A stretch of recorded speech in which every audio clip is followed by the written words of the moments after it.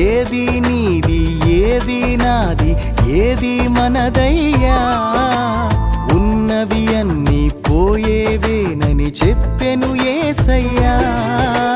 చేప నోటిలో షెకెలు ఉందని తెలిసిన ఆయనకు, సృష్టిలో బహు సంపద ఉందని తెలియదా యేసునకు.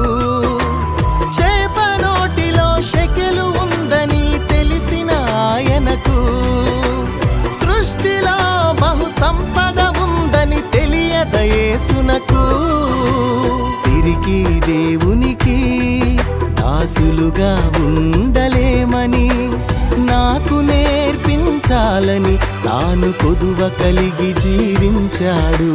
సిరికి దేవునికి దాసులుగా ఉండలేమని నాకు నేర్పించాలని తాను కొదువ